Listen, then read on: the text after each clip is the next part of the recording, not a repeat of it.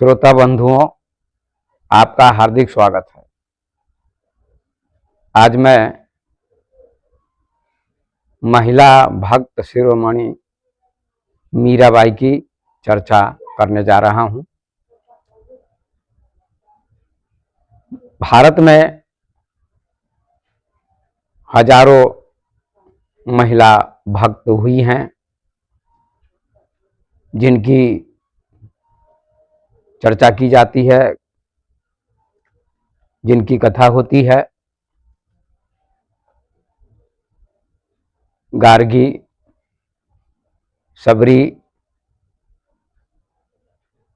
सीता, सावित्री, सुलभा, मैत्रेयी, बहुत सारी भक्त महिलाएं हुई हैं, जिनकी चर्चा की जाती है और हजारों लोग, लाखों लोग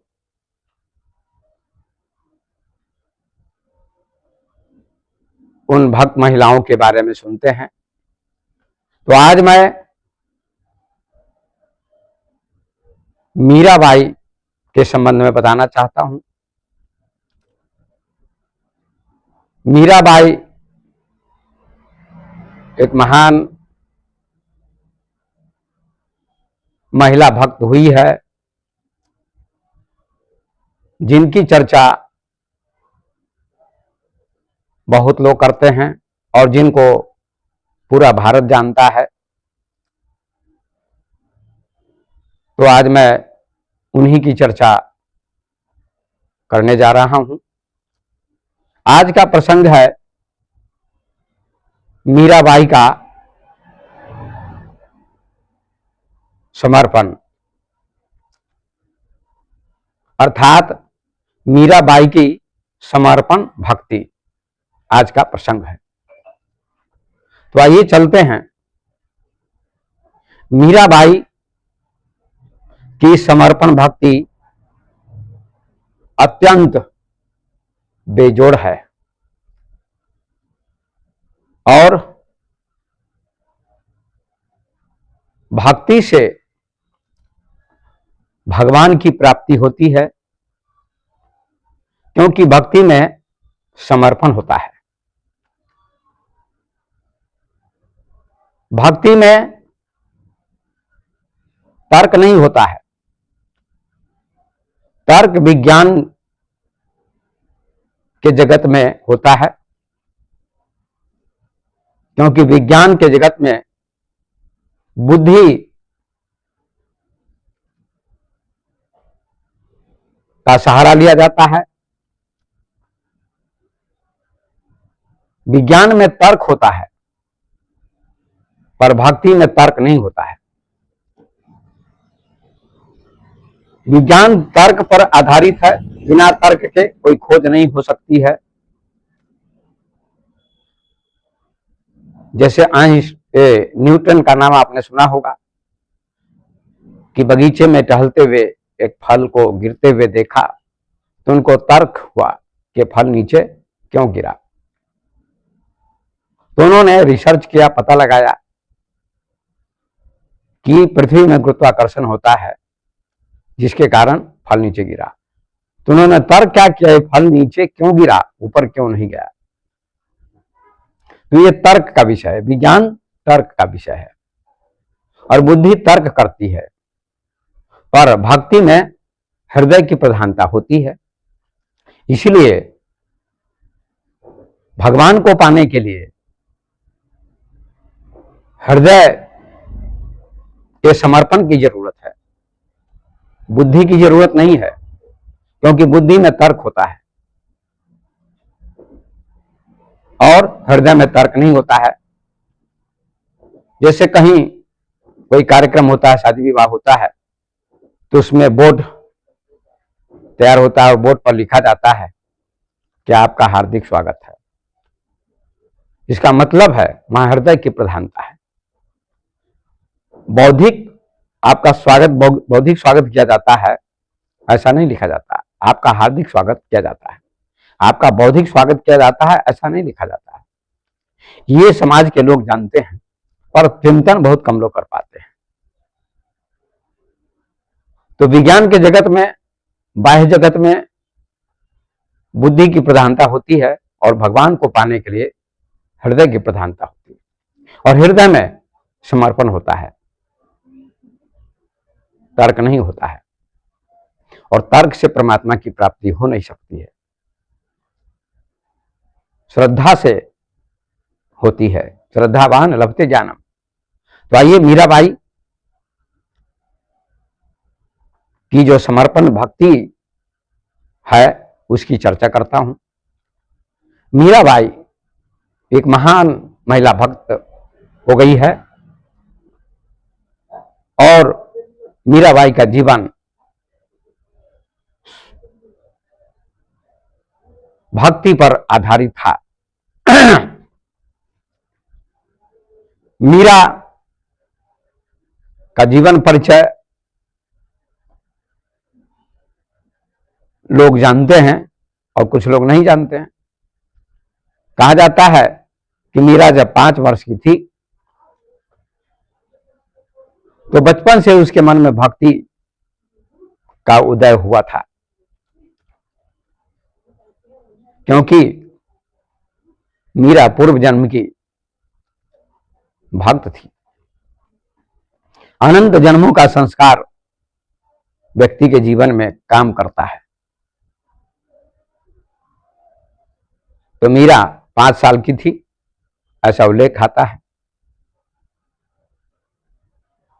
और उसके घर के लोग साधु संत को मानते थे। कहा जाता है कि एक संत का आगमन हुआ, एक साधु का आगमन हुआ, और मीरा के घर पर उस साधु का स्वागत किया गया। उस साधु के पास एक सुंदर मूर्ति थी भगवान कृष्ण की, जो बहुत ही दिव्य मूर्ति थी। ऐसा लगता था कि मूर्ति हंस रही है, मुस्कुरा रही है। एक अलौकिक आकर्षण था उस मूर्ति में। मीरा ने उस मूर्ति को देखा, और उस मूर्ति को देखकर मीरा को देजा वू हुआ। देजा वू का मतलब होता है, अंग्रेजी का शब्द है, पूर्व जन्म की स्मृति, पूर्व जन्म की याद। मीरा को पूर्व जन्म की याद होने लगी, क्योंकि मीरा पूर्व जन्म में कृष्ण के समय में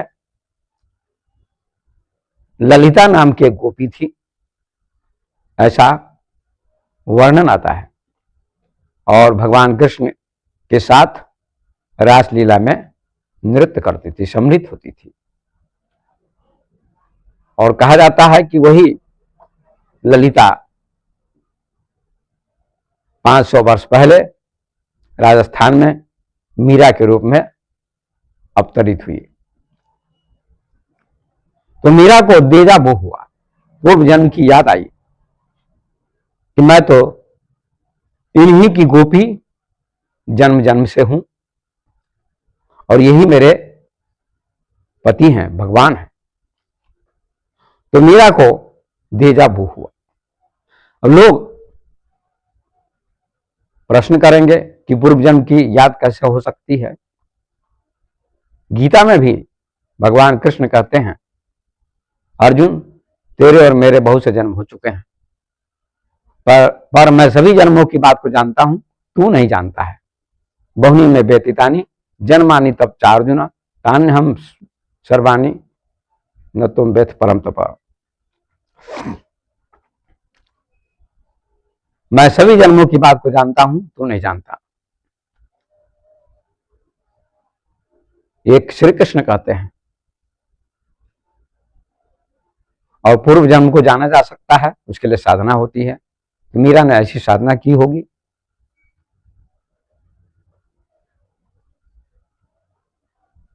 उसने मैं मृत्यु सिखाता हूं उस पुस्तक में उल्लेख किया है कि पूर्व जन्म को जाना जा सकता है। विशेष आप अध्ययन करना चाहें तो उसी पुस्तक का अध्ययन कर सकते हैं, वहीं आपको ये बात मिलेगी। अभी मैं मीरा के प्रसंग को आगे बढ़ाता हूं। तो मीरा ने उस मूर्ति को देखकर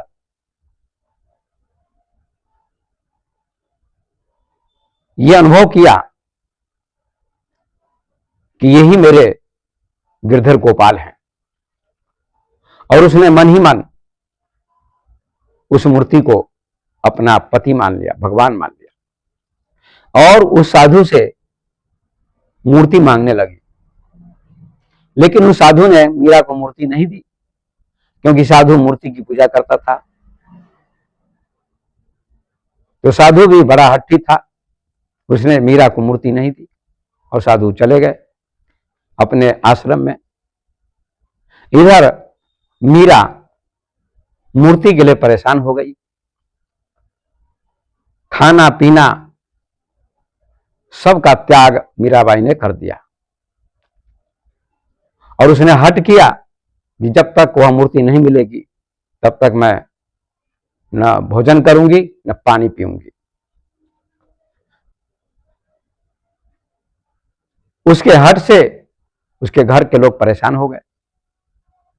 इधर साधु को रात में स्वप्न आया और श्री कृष्ण ने दर्शन दिया, और उन्होंने साधु से कहा, ऐ साधु, तुम्हारा काम अब पूरा हो गया है। ये जो मेरी मूर्ति तुम्हारे पास है, ये मूर्ति उस लड़की को जाकर दे दो, कन्या को जाकर दे दो जहां तुम गए थे। उसका और मेरा नाता जन्म जन्म का है, इसलिए इस मूर्ति पर उसी का अधिकार है। साधु बड़ा प्रसन्न हुआ कि मुझे कभी भी स्वप्न में भी भगवान का दर्शन नहीं हुआ था, लेकिन आज उस लड़की के चलते स्वप्न में भगवान का दर्शन हो गया। वो लड़की कितनी महान है। साधु बहुत प्रसन्न हुआ, आनंदित हुआ, मग्न हो गया, और सुबह उठकर स्नान वगैरह करके वह साधु मीरा के घर गया और मीरा को मूर्ति दे दी और कहा, लो ये मूर्ति तुम्हारी है, मैं तुम्हें सौंपता हूं। मूर्ति सौंपकर साधु लौट गया। इधर मीरा मूर्ति को लेकर अब समय बिताने लगी, मूर्ति को ही पति मानने लगी। किसी और खिलौने से मीरा नहीं खेलती थी, मूर्ति को ही उसने सच्चा खिलौना मान लिया। संसार से उसका मन हट गया और भगवान कृष्ण की मूर्ति में मन लीन हो गया। रात दिन मूर्ति को लेकर ही चलती थी, खाती थी, पीती थी, सोती थी। सर्वस्व उसने भगवान कृष्ण की मूर्ति को ही मान लिया।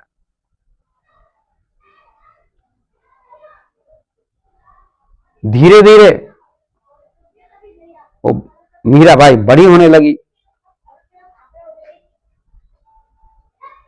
18 वर्ष की उसकी उम्र हो गई तो मीराबाई के माता पिता के पड़ोस में किसी लड़की की शादी हुई, विवाह हुआ।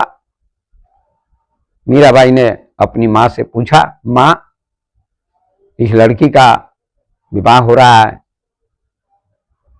इसका पति आएगा, उससे मिलन होगा इस लड़की का, मेरा पति कौन है, मेरा पति कौन होगा? तो मीराबाई की मां ने मजाक में मीराबाई से कहा, जिसको तुमने अपने साथ में रखा है यही कृष्ण की मूर्ति तुम्हारा पति है। मीराबाई को तो मजाक में ही उसकी मां ने कहा, यही तुम्हारा पति है। मूर्ति जो कृष्ण की है, जिसको तुम अपने साथ रखती हो, यही तुम्हारा पति है। मीराबाई ने उसको सचमुच पति मान लिया और कहा मेरा अब कोई पति नहीं होगा। और उसी मूर्ति को लेकर मीराबाई रात दिन भक्ति करने लगी। भगवान कृष्ण की मूर्ति में अपने मन को समर्पित कर दिया। मीराबाई अब विवाह नहीं करना चाहती थी, लेकिन फिर भी परंपरा के अनुसार उसके माता पिता, घर के लोगों ने दबाव देकर मीराबाई का विवाह कर दिया। मेवाड़ के राजा राणा संगा के पुत्र भोजराज के साथ मीराबाई का विवाह कर दिया गया। जब विवाह हुआ और मीराबाई ससुराल जाने लगी तो उसने सारे गहनों का त्याग कर दिया। कहा मैं कोई गहना नहीं पहनूंगी, मात्र श्री कृष्ण की मूर्ति को मैं साथ में ले जाऊंगी और श्री कृष्ण की ही पूजा करूंगी। और कृष्ण की मूर्ति को लेकर ससुराल जाती है। वहां भी कृष्ण की मूर्ति की पूजा करती है। परंपरा के अनुसार ससुराल के लोगों ने कहा तुमको फला देवता की पूजा करनी होगी, चलना होगा। तो मीराबाई ने इनकार कर दिया, अस्वीकार कर दिया, नहीं मैं किसी देवी देवता की पूजा नहीं करूंगी। मैंने कृष्ण को अपना पति मान लिया है, जो मेरे साथ है, यही मेरे लिए देवता है, यही मेरे लिए सब कुछ है। ससुराल के लोग परेशान हो गए उसके व्यवहार से। उसका पति भोजराज वह भी परेशान हुआ कि ये कैसी लड़की है, ये कैसी कन्या है जो रीति रिवाज को नहीं मानती है। लेकिन धीरे धीरे उसके पति भोजराज ने मीरा की भक्ति की गहराई को समझने का प्रयास किया और उसके पति की समझ में बात आ गई कि मीरा कृष्ण की भक्त है, इसकी भक्ति सच्ची है, इसलिए उसने बाधा देना बंद कर दिया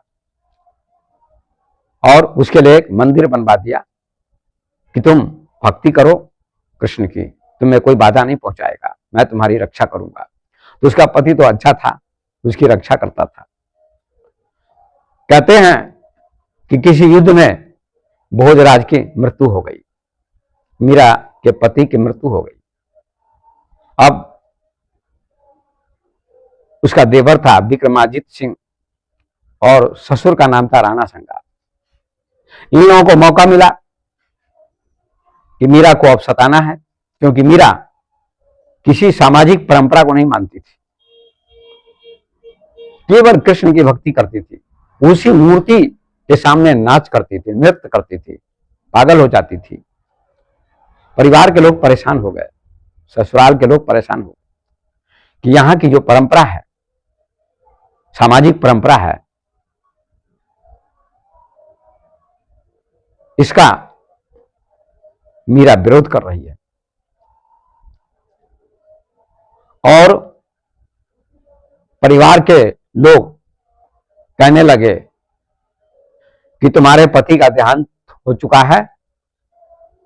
समाज भी कहने लगा, लोग भी कहने लगे, परिवार के लोग भी सामाजिक परंपरा को ही मानते थे।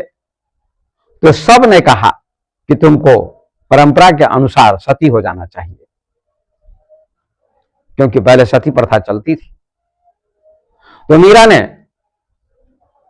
लोगों की बात नहीं मानी, मीरा ने इनकार किया कि मैं सती नहीं होऊंगी। क्यों?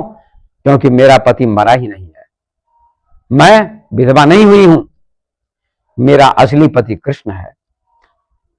मैं बचपन से कृष्ण को ही पति मानती हूं, सांसारिक व्यक्ति को नहीं, इसलिए मैं सती नहीं हो सकती। मैं विधवा हूं ही नहीं, विधवा हुई ही नहीं हूं मैं कि मैं सती हूं। इस प्रथा का मैं विरोध करती हूं। मीरा ने सती प्रथा का विरोध किया और सती होने से इनकार किया। परिवार के लोग, समाज के लोग और परेशान हो गए। साधु संत आते थे, भजन कीर्तन होता था, सत्संग होता था, तो मीरा नाचती थी। मीरा नाचती थी, इसीलिए मीरा के संबंध में एक भजन है कि पग घुंघरू बांध मीरा नाची रे।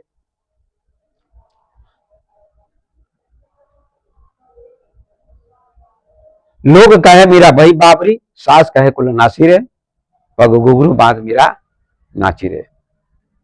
लोग कहते थे कि पागल हो गई है, सास कहती थी ये कुल का नाश कर देगी। और भी एक पद है मीरा के संबंध में, मेरे तो गिरधर गोपाल दूसरों न कोई। मीरा कहती थी सभा में भी, गाती थी, नाचती थी और कहती थी मेरे तो गिरधर गोपाल दूसरों न कोई। मेरा गिरधर गोपाल के अलावा दूसरा कोई नहीं। जाके सिर मोर मुकुट मेरो पति सोई, छाड़ दई कुल की कहानी कहा करी है कोई। संतन ढीक बैठी बैठी लोक लाज खोई, हसवन जल सींची सींची पे प्रेम बेल बोई। अब तो बेल फैल गई है आनंद फल होई, मीरा के प्रभु गिरधर नागर तारो अब मोही सोई। मीरा कहती थी मेरे तो गिरधर गोपाल दूसरों न कोई। गिरधर गोपाल के अलावा मेरा कोई दूसरा नहीं है अपना। जाके सिर मोर मुकुट, जिसके सिर पर मोर और मुकुट हैं, मेरो पति सोई, वही मेरा पति है। कृष्ण मेरे पति हैं।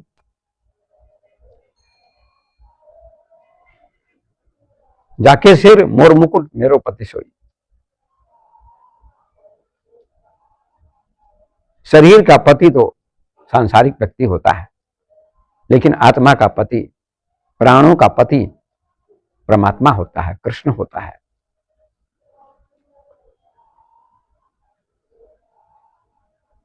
इसलिए आरती में गाते हैं तुम हो एक अगोचर, सबके प्राणपति, सबके प्राणों के पति तुम हो। आरती गाने वाला भक्त कहता है। तो मीरा बाई कहती है संतन ढीक बैठी बैठी लोक लाज खोई। ये पति तो संसार तक ही रह जाता है,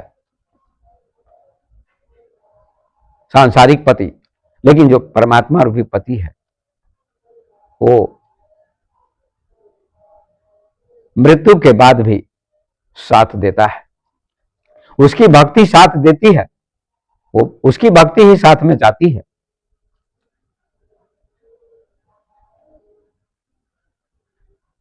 तो मीराबाई कहती है कि मेरा असली पति कृष्ण है, परमात्मा है। इस बात को बहुत कम लोग समझते हैं, महिलाएं भी कम समझती हैं। असली पति परमात्मा है, कृष्ण है। तो मीरा बाई कहती है संतन ढीक बैठी बैठी लोक लाज खोई। संतों के पास बैठ बैठकर मैंने लोक लाज का त्याग कर दिया। लोक लाज क्या है? परंपरा क्या है? घूंघट करना, उसमें घूंघट की प्रथा थी, मीरा ने घूंघट हटा दिया। कबीर साहब भी कहते घूंघट के पट खोल रहे तो है पिया मिलेंगे। जब तक घूंघट का पर्दा नहीं हटाएगी लड़की कन्या, तब तक पति से मिलन नहीं होगा। ऐसे ही जो लोक लाज है, समाज की परंपरा है, ये क्या है? घूंघट है। सत्संग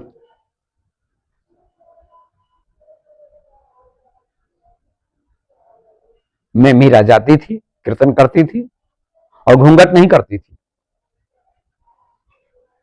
संतन ढीक बैठी बैठी लोक लाज खोई। आज भी परिवार के लोग परेशान हो जाते हैं।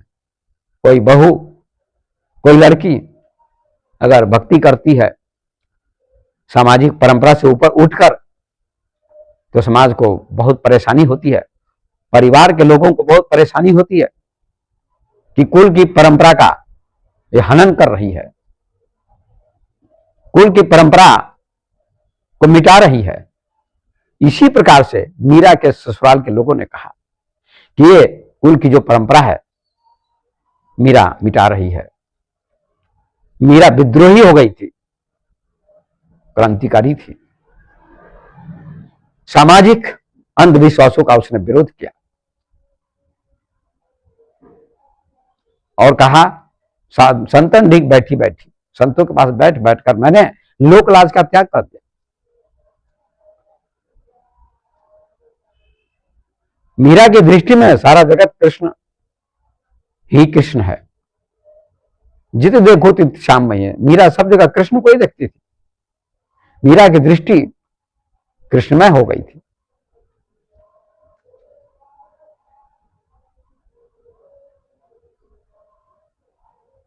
मीरा की दृष्टि में सब जगह भगवान है, न कोई स्त्री है न कोई पुरुष है, वो भगवान की दृष्टि से देखती थी। ये दृष्टि समाज की नहीं है, ये दृष्टि परिवार के लोगों की नहीं है। आज भी विज्ञान का इतना विकास हो गया, शिक्षा का इतना विकास हो गया, शिक्षित लोग हो गए, फिर भी लोग समझ नहीं पाते हैं, नारी को गुलाम बनाकर रखते हैं, भक्ति करने पर बाधा पहुंचाते हैं। तो मीरा कहती है संतन ढीक बैठी बैठी लोक लाज कोई, मैंने लोक लाज का त्याग कर दिया है। ये लोक लाज ही तो, लोक मर्यादा ही तो भक्ति में बाधा है। लोग कहते हैं मर्यादा का पालन करो, गोपियों ने सारी मर्यादाओं का उल्लंघन किया और कृष्ण की भक्ति की। ये भागवत में लिखा हुआ है, गोपियों ने कृष्ण को पाने के लिए कृष्ण भक्ति में सारी लोक मर्यादाओं का उल्लंघन किया।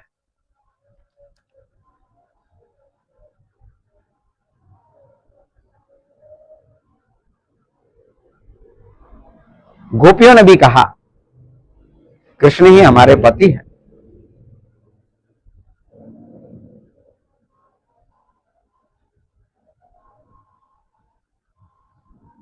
तो मीरा कहती है संतन ढीक बैठी बैठी लोक लाज खोई, छाड़ी गई कुल की कहानी कहा करी है कोई। कुल की मर्यादा का मैंने त्याग कर दिया। कहानी माने मर्यादा, क्या करेगा मेरा कोई, क्या बिगाड़ लेगा। उसको किसी बात का डर नहीं था, क्योंकि मौत का भय उसका समाप्त हो चुका था। वो अपने को शरीर मानती ही नहीं थी।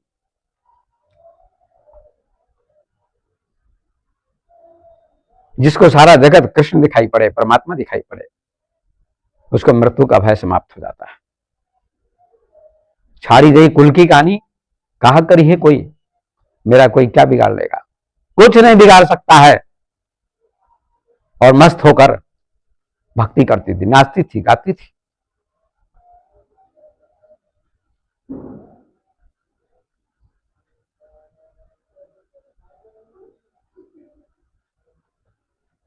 शरीर दृष्टि लोगों की होती है, चर्म दृष्टि लोगों की होती है।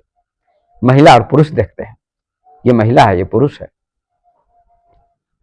इसलिए लोग सोचते हैं महिलाओं को संतों के पास में बैठना चाहिए, आश्रम में नहीं रहना चाहिए। क्यों नहीं रहना चाहिए? सभी को अधिकार है रहने का।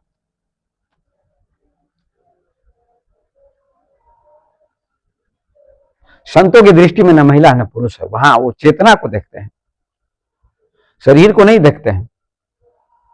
लोगों की दृष्टि शरीर पर होती है, चमड़ी पर होती है।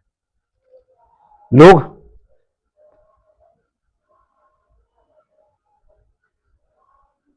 सही नहीं समझ पाते हैं। लोगों की दृष्टि शरीर पर होती है, चमड़ी पर होती है, चेतना पर नहीं होती है। हर व्यक्ति चेतना है।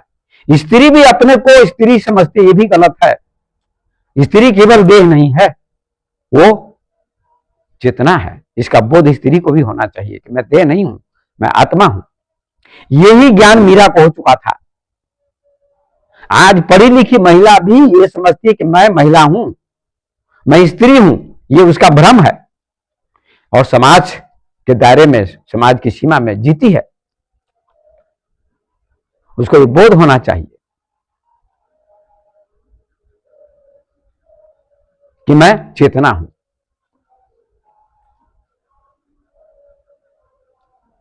यही तो ज्ञान में बाधा है, यही तो भक्ति में बाधा है।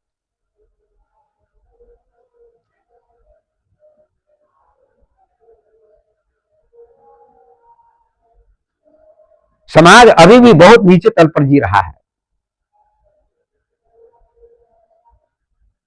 तो मीरा ने इसका विरोध किया कि कोई स्त्री पुरुष नहीं, मैं कृष्ण भक्त हूं, स्त्री पुरुष मेरी दृष्टि में नहीं। छाड़ी गई कुल की कहानी कहा करी है कोई, क्या मुझे कोई बिगाड़ लेगा? कोई कुछ मेरा नहीं बिगाड़ सकेगा। ये मीरा ने चुनौती दी। मीरा का समर्पण था कृष्ण के प्रति। महिलाओं को इस प्रसंग से शिक्षा मिलनी चाहिए, प्रेरणा लेनी चाहिए। आंसुवन जल सींची सींची प्रेम बेली बोई, उसकी आंखों में आंसू बहते थे कृष्ण के लिए, भगवान के लिए। प्रेम की बेल तैयार की उसने। अब तो बेल फैल गई है, आनंद फल हुई। जैसे बेल तैयार हो जाती है खेत में, लौकी की बेल और कोई सब्जी की बेल, लता तैयार हो जाती है, फैल जाती है पूरे खेत में और उसमें फल आते हैं, तो लोग फल को तोड़ तोड़ के सब्जी बनाकर खाते हैं, तो बेल में फल आ जाते हैं। ऐसे ही आंसुओं के जल से सींच कर मैंने प्रेम की लता तैयार की है, प्रेम की बेल तैयार की है। अब तो बेल फैल गई है, अब ये प्रेम की बेल चारों तरफ फैल गई है। अब मुझे रोकने से कोई नहीं रोकेगा, रोक सकता है, अब मैं रुक नहीं सकती।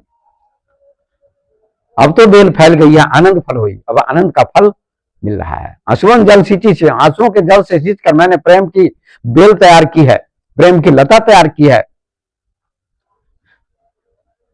और प्रेम की बेल में, प्रेम की लता में आनंद का फल लगा है। आनंद मग्न हो गई और परमात्मा आनंद रूप है।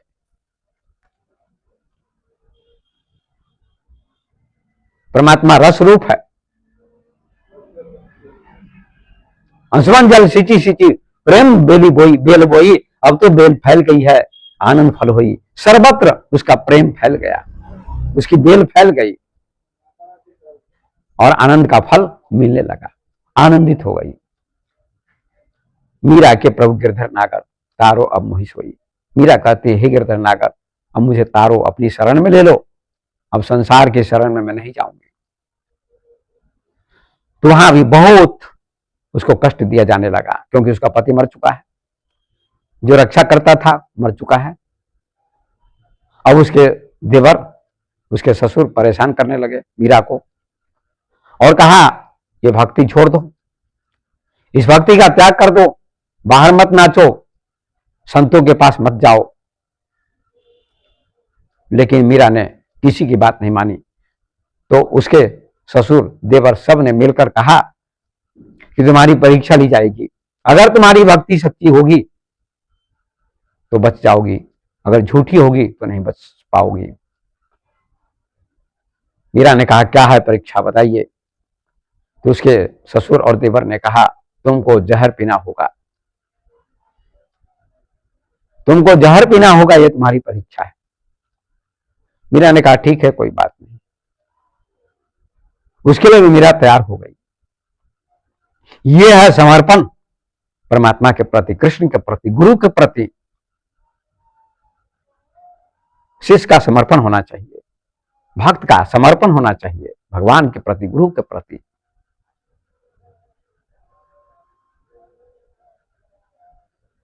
समर्पण साधारण चीज नहीं है। मीरा कहती है, ठीक है मैं पीऊंगी, दीजिए। मीरा को प्याली में जहर दिया गया और मीरा ने आंखें बंद की और कहा, हे कृष्ण, हे गोपाल, हे गिरधर, मैं तुमको पी रही हूं। ये जहर नहीं, ये अमृत है। तुमको मैं पी रही हूं, तुमने अमृत भेजा है। और कहते हैं मीरा पी गई और कुछ नहीं हुआ, बच गई, मृत्यु नहीं हुई मीरा की। राणा ने विष का प्याला दिया, मानो अमृत पिया, मानो अमृत का पान उसने किया, अमृत पीकर अमर हो गई।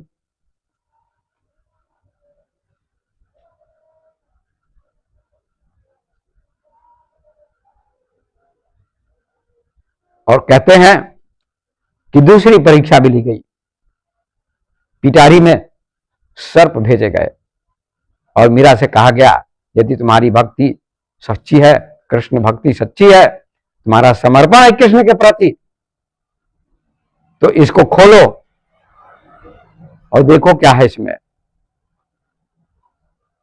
मीरा के पास पिटारी भेजी गई सर्प की, और मीरा आंखें बंद करती है और पिटारी को खोलती है, तो कहती है हे कृष्ण, खोलने से पहले कि तुम ही सब में हो। ये वेदांत भी कहता है सब में परमात्मा है, सर्वम खल विदम ब्रह्म नेना नास्ति किंचना। उपनिषद कहता है सब में ब्रह्म है, सब में परमात्मा है। मीरा भी सब में परमात्मा को देखती थी। जित देखो तो तित श्याममयी है, तित श्याममयी है। जब उसने पिटारी खोली तो फूलों की मालाएं थी उसमें। कहते हैं सारे सर्प माला के रूप में बदल गए। मीरा ने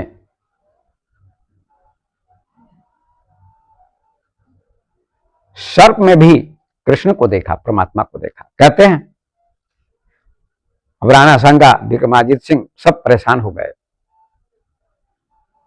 और तरह तरह से कष्ट देने लगे। मीरा ने कहा अब यहां रहना उचित नहीं है, तो मीरा वहां से चली जाती है, वृंदावन चली जाती है। कहा मेरे प्रभु की जो बस्ती है वृंदावन है, मैं वहीं जाती हूं। उसने ससुराल का त्याग कर दिया, परिवार का त्याग कर दिया और कहा मेरा असली घर वृंदावन है, और वृंदावन चली जाती है, सबका त्याग कर दिया और गाने लगी। ऐसी लागी लगन, मीरा हो गई मगन, वो तो गली गली हरि गुण गाने लगी। महलों में पली बन के जोगन चली, मीरा रानी दीवानी कहाने लगी। बैठी संतों के संग, रंगी मोहन के रंग, मीरा प्रेमी प्रीतम को मनाने लगी। कोई रोके नहीं, कोई टोके नहीं, मीरा गोविंद गोपाल गाने लगी। राणा ने विष का प्याला दिया, मानो अमृत पिया, मीरा सागर में सरिता समाने लगी। मीरा गोविंद गोपाल गाने लगी। ऐसी लागी लगन, मीरा हो गई मगन, वो तो गली गली हरिगुण गाने लगी। महलों में पली बन के जोगन चली, मीरा रानी दीवानी कहने लगी। रानी थी मेवाड़ की, और वो गली गली गली में गोविंद का गुण गाने लगी, कृष्ण का गुण गाने लगी। कृष्ण भक्ति में लीन हो गई, विभोर हो गई। सागर में सरिता समाने लगी, जैसे बुद्ध सागर में मिलकर सागर बन जाती है, अपने को मिटा देती है। भक्त अपने को मिटा डालता है, भक्त मैं को मिटा देता है और तू को बचाता है। ज्ञानी तू को मिटाता है और मैं को बचाता है। ज्ञानी कहता है अहम ब्रह्मास्मि, मैं ब्रह्म हूं, मैं ही परमात्मा हूं। भक्त कहता है मैं कुछ भी नहीं हूं, सब कुछ तू है। भक्त तू को बचाता है। सब सर्वत्र, सब जगह, सारी सृष्टि में, कण कण में, पत्ते पत्ते में वो भगवान को देखता है। भक्त तू को बचाता है, तू ही सब जगह है, मैं कुछ नहीं, मैं को मिटा डालता है। इसीलिए कबीर साहब ने कहा हेरत हेरत हे सखी, रहा कबीर हेराई, बुद्ध समानी समुद्र में सोकत हेरी जाए। बुद्ध समुद्र में समा जाती है तो उसको ढूंढने से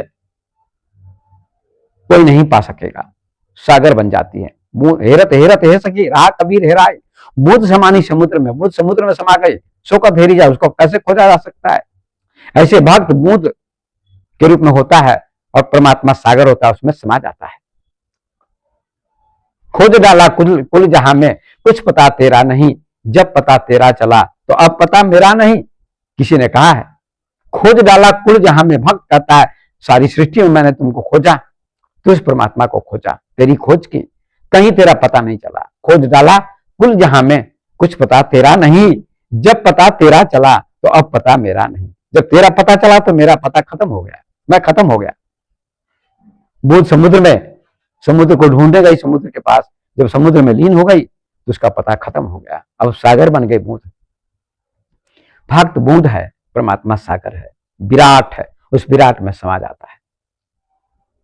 तो ओशो ने मीरा पर प्रवचन देते हुए कहा है कि मीरा विराट में समा गई और वृंदावन जाती है। बांके बिहारी के मंदिर में हजारों की भीड़ लगी थी। पुजारी से कहा मैं भी अंदर जाना चाहती हूं, कृष्ण का दर्शन करना चाहती हूं, मुझे जाने की आज्ञा। तो पुजारी ने कहा तुम स्त्री हो, स्त्री के लिए मंदिर में प्रवेश निषेध है। मीरा ने कहा कि तुम स्त्री हो, तुम स्त्री कैसे हो? पुरुष एक पुरुषोत्तम है और सब ब्रज की नारी है, पुरुष तो केवल एक परमात्मा है, श्री कृष्ण है, तुम तो स्त्री हो, सारा संसार उसकी गोपी है, पुरुष एक पुरुषोत्तम है और सब ब्रज की नारी है।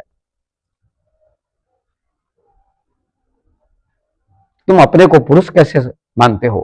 क्योंकि तुम तो भक्ति कर रहे हो, कृष्ण की भक्ति करते हो, कृष्ण को परमात्मा मानते हो, तो तुम अपने को पुरुष कैसे कहते हो? अभी भी तुम्हारी दृष्टि स्त्री पुरुष पर लगी हुई है। मीरा ने उत्तर दिया पुजारी को। पुजारी मौन हो गया, निरुत्तर हो गया और चुप हो गया। मीरा अंदर जाती है और कृष्ण का दर्शन करती है, भगवान का दर्शन करती है, नाचती है, गाती है। और वहां भी मीरा को लोगों ने सताना शुरू किया। मीरा जहां जाती थी उसकी ऊर्जा सबको खींचती थी। ओशो ने मीरा पर प्रवचन देते हुए कहा है, आओ मीरा की झील में नौका विहार करें, ऐसी झील तुम कहीं नहीं पाओगे। मीरा के सामने सारे भक्त पीछे रह गए।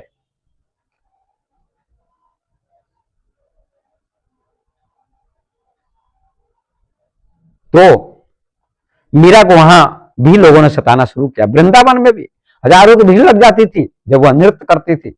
जैसे चुंबक के पास लोहा खींचा चला था, उसके पास भक्ति की ऊर्जा थी, प्रेम की ऊर्जा थी।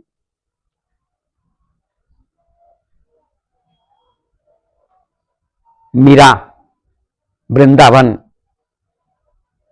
में नाचती गाती थी, भक्ति में लीन थी, लेकिन वहां भी लोगों को बर्दाश्त नहीं हुआ। और यही सदा से भक्तों के साथ, संतों के साथ लोगों ने दुर्व्यवहार किया है।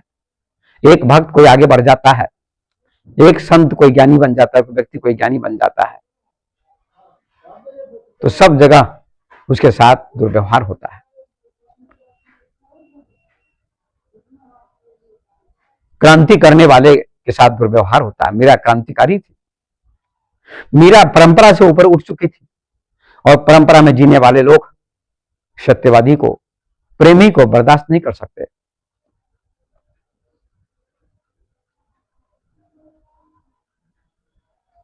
लोग सोचते हैं हमारी तरह जिए, हमारी तरह चले, परंपरा में ढले, परंपरा के अनुसार चले, जिंदगी बिताए तो समाज को प्रसन्नता होती है, माता पिता को प्रसन्नता होती है, लोगों को प्रसन्नता होती है। फिर मीरा ने सारी लोक परंपरा का त्याग कर दिया। तो वहां भी लोगों ने बड़ा विरोध किया, संतों को भी ईर्ष्या होने लगी कि ये सबसे आगे बढ़ रही है। जहां जाती थी मीरा वहां भीड़ लग जाती थी। जैसे भौरे खींचे चले आते हैं पुष्प के पास, फूल के पास, ऐसे ही मीरा के पास हजारों लोग आते थे मीरा का दर्शन करने, मीरा के पास बैठते थे, मीरा की ऊर्जा में स्नान करते थे। वे भी नाचने लगते थे, वो भी गाने लगते थे, मस्त होकर दीवाने हो जाते थे। साधु संत भी आते थे, वो भी दीवाने हो जाते थे मीरा के। ऐसी दीवानगी मीरा में थी, ऐसी मस्ती मीरा में थी, प्रेम की मस्ती, भक्ति की मस्ती, भाव की मस्ती।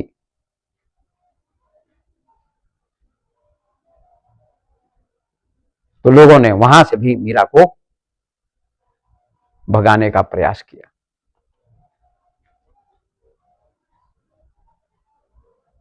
दुनिया बड़ी विचित्र है।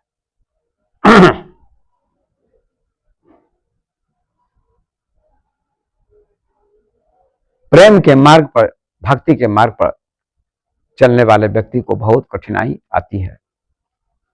कदम कदम पर परीक्षा देनी पड़ती है, कांटे चुभते हैं।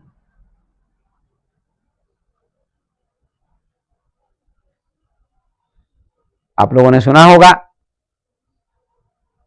कि मिलता है सच्चा सुख केवल गुरुदेव तुम्हारे चरणों में, श्वासों में तुम्हारा नाम रहे, दिन रात सुबह और शाम रहे, हर भक्त यही बस काम रहे, रहे ध्यान तुम्हारे चरणों में, चाहे बैरी सब संसार बने, चाहे मौत गले का हार बने, चाहे विष ही निज आहार बने, रहे ध्यान तुम्हारे चरणों में। चाहे संकट ने मुझे घेरा हो, चाहे चारों तरफ अंधेरा हो, पर मन नहीं डगमग मेरा हो, रहे ध्यान तुम्हारे चरणों में। चाहे अग्नि में मुझे जलना हो, चाहे कांटों पर भी चलना हो, चाहे छोड़ के देश निकलना हो, रहे ध्यान तुम्हारे चरणों में। ये कितनी कठिन परीक्षा है, कितना संघर्ष है। संघर्षों से गुजरना पड़ता है भक्त को, संत को, प्रेमी को, सत्यवादी को। कदम कदम पर संघर्ष आता है। उन संघर्षों का सामना भक्त करते हैं, प्रेमी करते हैं, सत्यवादी करते हैं। मीरा भी सत्यवादी है, प्रेमी है, भक्त है। जैसे कबीर को कष्ट दिया गया, बुद्ध को कष्ट दिया गया। बुद्ध तो ज्ञानी थे, कबीर भी ज्ञानी थे, पर भक्त भी थे, कबीर ज्ञानी भी थे। प्रहलाद को कष्ट दिया गया।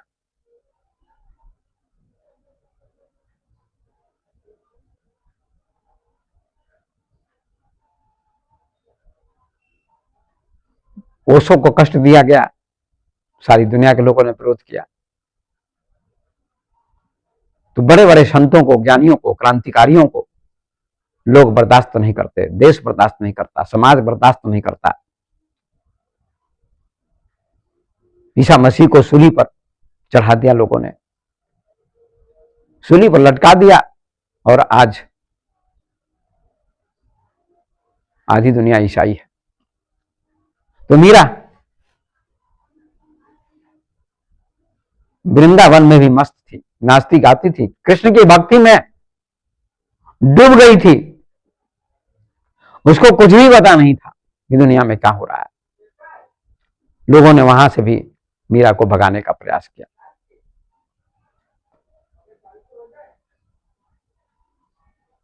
वहां से भी मीरा चली गई, वृंदावन का भी त्याग करना पड़ा।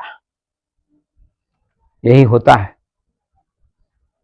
समाज सदा दुर्व्यवहार करता है, लोग सदा दुर्व्यवहार करते हैं, और जब चले जाते हैं तो पूजा करते हैं। आज मीरा के गीत गाते हैं लोग, मीरा पर पीएचडी होती है, डॉक्टरेट की उपाधि मिलती है। जब थी तो लोगों ने बर्दाश्त नहीं किया, तरह तरह से यातनाएं दी गई, कष्ट दिया गया, सताया गया, और आज लोग गीत गाते हैं। यही होता आया है। सच्चे ज्ञानियों के साथ, सच्चे महापुरुषों के साथ, सच्चे भक्त के साथ, सत्यवादी के साथ यही होता आया है, हो रहा है और होगा। दुनिया बाद में पहचानती है, तो बाद में पहचानने से क्या फायदा। बाद में पत्थर की मूर्ति बनाकर लोग पूछते हैं, ये लोगों का दुर्भाग्य है। जीवित फूल को लोग तोड़ देते हैं, क्योंकि क्रांतिकारी व्यक्ति समाज के अहंकार को मिटाता है, और मुर्दा गुरु पीठ थपथपाता है, पीठ थपथपाता है, थपकी देता है, लोरी सुनाता है, समाज के अनुसार चलता है, तो उसका सम्मान होता है। कबीर ने, बुद्ध ने, ईसा मसीह ने, जीसस ने, ओशो ने समाज की परंपरा का बहिष्कार किया, और मीरा ने, तो उन सब महापुरुषों को कष्ट दिया गया। तो मीरा वृंदावन को छोड़कर चली जाती है। कहां? द्वारिका। और द्वारिका के मंदिर में जाकर वहां निवास करने लगती है। वहां भी गाती है, नाचती है कृष्ण की मूर्ति के सामने। और इधर उसके ससुराल वालों को बड़ी चिंता हुई कि मीरा को बुला लाओ।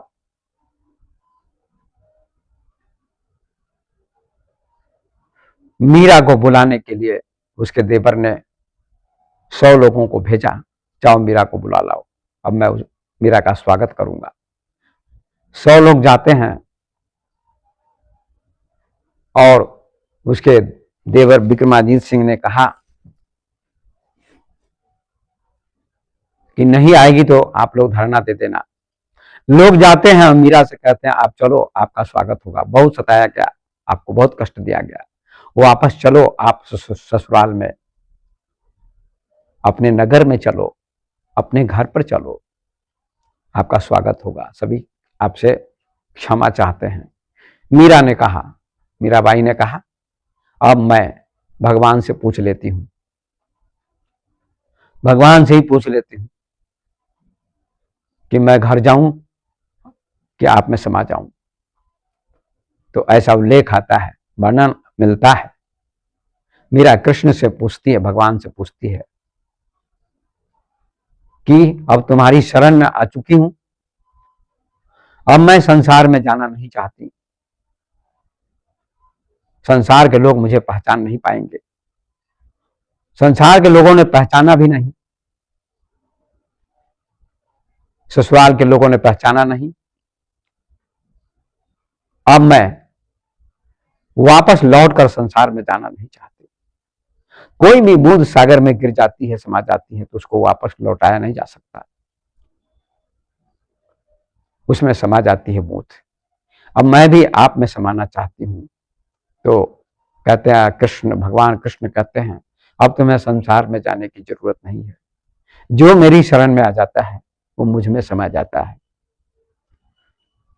मुझ में समा जाता है। अब संसार में भटकने की जरूरत नहीं है, अब कृष्णमय होने की जरूरत है।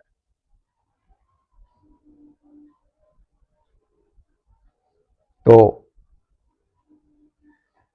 जो लोग गए थे वे लोग वापस लौट गए निराश होकर, और कहा जाता है कि मीरा भगवान की मूर्ति में समा गई, कृष्ण की मूर्ति में समा गई।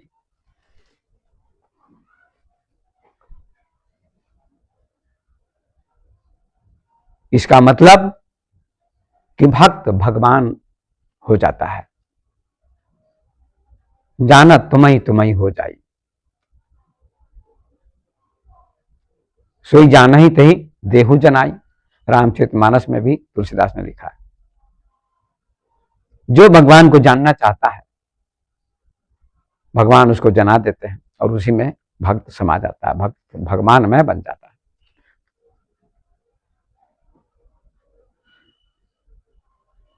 ओशो ने मीरा पर प्रवचन देते हुए लास्ट में कहा, अंत में कहा है कि अंततः अंततो गत्वा भक्त भगवान बन जाता है, दोनों एक हो जाते हैं, द्वैत मिट जाता है। भक्ति में भी अद्वैत है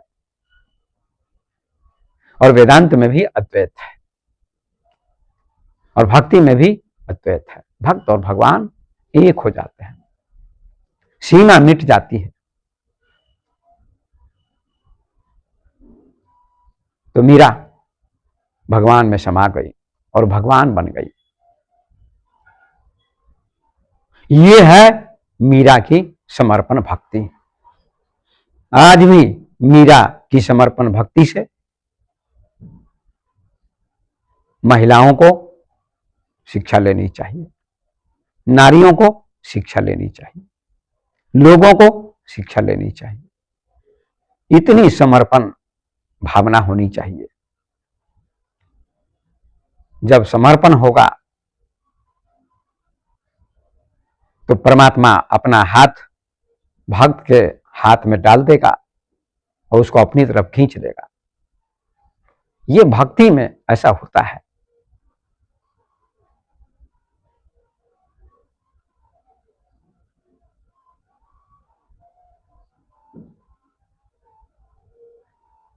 जैसे बच्चे की रक्षा मां करती है, ऐसे भक्त की रक्षा भगवान करते हैं।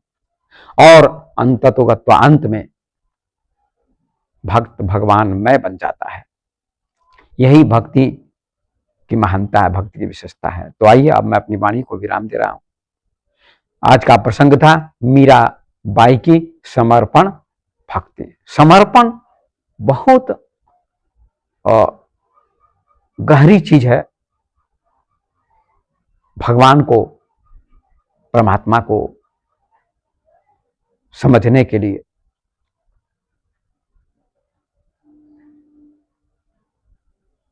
समर्पण में अहंकार मिट जाता है। जहां समर्पण होगा वहां अहंकार मिट जाएगा। तो मीराबाई का अहंकार समाप्त हो चुका था, मिट चुका था और उसका समर्पण हो चुका था। तो मैं अपनी वाणी को विराम देना चाहता हूं, देता हूं। आप सभी इस प्रवचन को, इस प्रसंग को सुने और अपने जीवन में मीरा की भक्ति, मीरा की समर्पण भक्ति को उतारने का प्रयास करें तो आपका जीवन धन्य हो जाएगा। तो मैं अपनी वाणी को विराम दे रहा हूं। बहुत बहुत धन्यवाद। इन्हीं शब्दों के साथ अपनी वाणी को मैं विराम देता हूं। धन्यवाद।